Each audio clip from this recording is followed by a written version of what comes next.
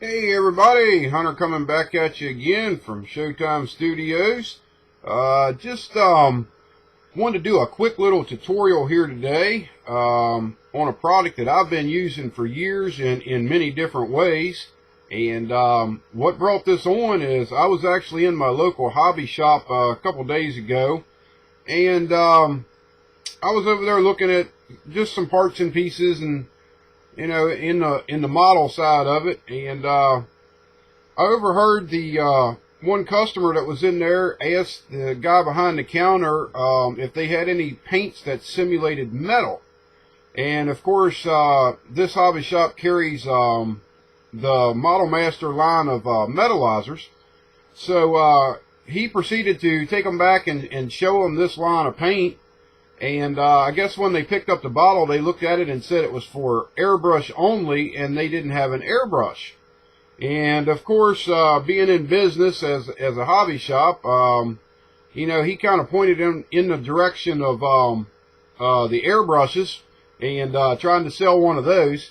So, I was going to say something at the time, but I mean, I know what business is, and that's all part of business. And if a product says, for airbrush only, and you don't have an airbrush, and you're in business to make money, you're going to try to say, yeah, you can use this product, it's a very good product, but you need an airbrush, and I happen to have some over here.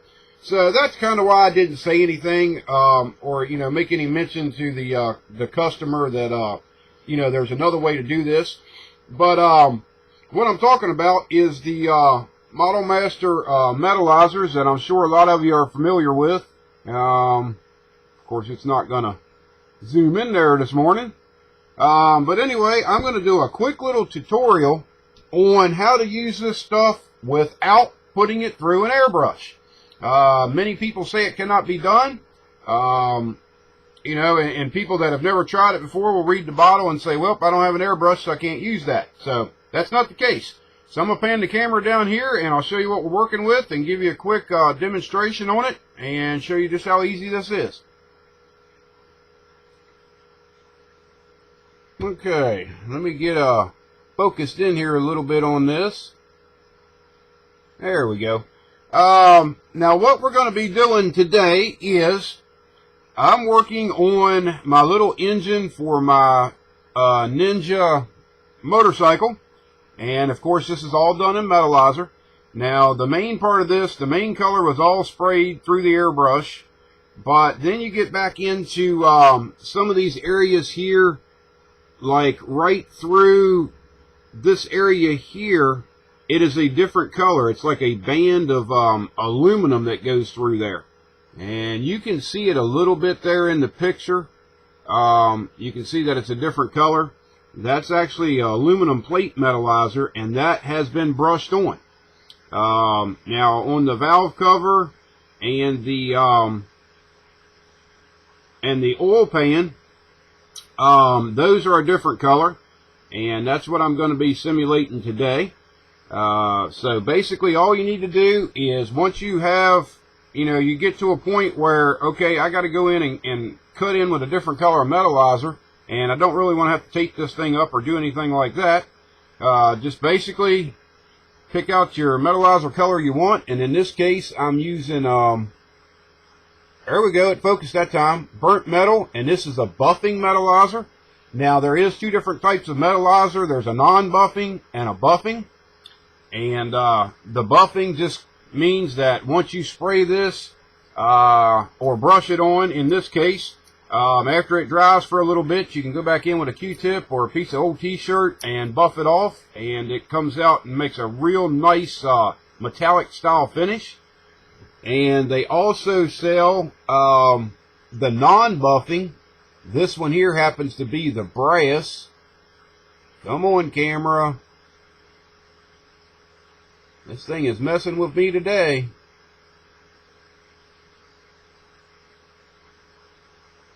There we go. There it is. I knew I'd get it eventually. This is the other style. This is the brass non-buffing metallizer. Now what this is once you spray this, it's done. You don't polish it. You don't do anything extra to it. So to brush this stuff on, basically all you're going to need, if you already have this in a couple coats of metallizer, like in this case I've got it all sprayed one color, make sure you do have a glove on to hold this, because if not, your fingerprints will affect the dried metallizer. And we're going to be using the burnt metal, which is a buffing metallizer. I got a little bit of lacquer thinner in a bottle here, and I got one of my trusty number 2 kind of long bristle brushes here. I tend to like those pretty good for doing the metallizer like this. And what you want to do is, in the bottom of this, in this particular color, there's a lot of gold in this color. You want to make sure that you shake this up until that gold comes off the bottom. Now, what's going to happen is this stuff has a lot of solids in it, and that's the metallic particles dropping to the bottom. So as you're working here, you basically just want to go in, and you don't have to load your brush heavy. I usually load it about halfway up the bristles. And all you're doing is just pretty much coming in. And notice I got my brush laid at an angle here. This stuff is very thin. It flows real nice. It almost flows like a wash does. So it gets down into all the little crevices without having to do a lot of brushing to it. Now the one thing about doing this is you want to make sure you don't over brush it. And once you notice there's not a lot coming off onto your part, go back in and, wetten your brush again.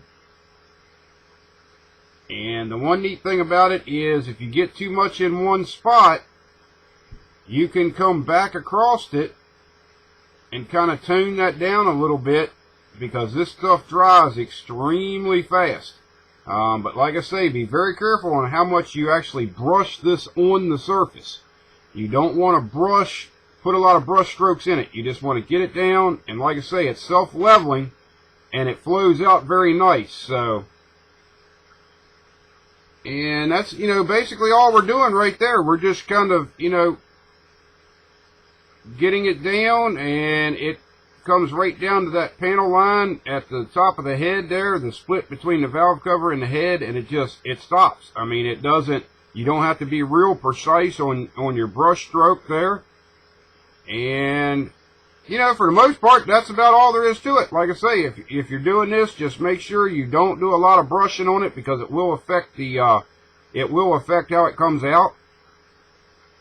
And if you're doing a part that requires a fair amount of time, another little trick to doing this is, let me get this other little part here, and we'll be done with this. And my camera will never pick up this subtle tone difference in this, so I'm not even going to try that. So let me turn this around here and set it down. There we go. If you're doing a part that takes a little while to get it covered, every now and then you need to stop, put the lid back on your metallizer, and if you look in the bottom of this, you will see that it's now starting to turn a little bit gold in the bottom. That's the stuff settling. So just give it another shake, and take your lid off and set it to the side. Now, if you really want to, once you give it that first shake, you can come in on the lid itself, and you can load your brush pretty much one time out of the lid. You may get 2 times out of it, and once you do that, you've got a little bit in this cap. You could go ahead and use that if you wanted to. And just brush it across like that. Yeah, I can actually get 2 times out of this cap. So just kind of roll your brush in it, and then that's done. And then your next load of paint would come from the bottle. And we've just about got this covered in the way I want it. But that at least gives you an idea on, how you can use a product that is designed to be airbrushed and actually put it on with a brush. For you guys that do not have an airbrush and would like to use this product, I highly recommend this product. It's, like I say, it's supposed to be done with an airbrush, and that's the proper way to do it. But on some of this stuff you get into, it's not practical. because you'd have a lot of time in taping it up and, you know, going back in there and trying to airbrush it. So this is a quicker and much easier way to do it. And as soon as you're done with this stuff, just dip your brush in the lacquer thinner there and get all that metallizer out of it. And that's pretty much all there is to it. Nothing real difficult. And as you can see, that has become much darker on top, on the valve cover itself. And it's to the point now that actually I can take and go back in here with a, if I can find one here. Here we go. I can go back in with a Q-tip now and just lightly run the Q-tip across the part. And what this does is it really brings out the highlights. It's almost like dry brushing because it polishes the edges of of what you're trying to simulate as metal, and that's what gives you that metallic sheen and really makes it look like a piece of metal. And just lightly run the Q-tip back and forth across it. You know, you can get in there and buff the whole thing if you want to, if you really want to spend the time to do it. The one thing I've noticed about Q-tips is if you got a lot of ups and downs in the part, it will chew them up, so you got to kind of flip them over and go to the other side of it so that it's not all frayed out and leaves hair on your, leaves the cotton strands on your part. But there we go. I mean, that come out real well. I mean, for what I'm trying to simulate, like I say, on the camera, it's not going to pick it up, but, you know, sitting on a show table in the bike, it's going to look real good.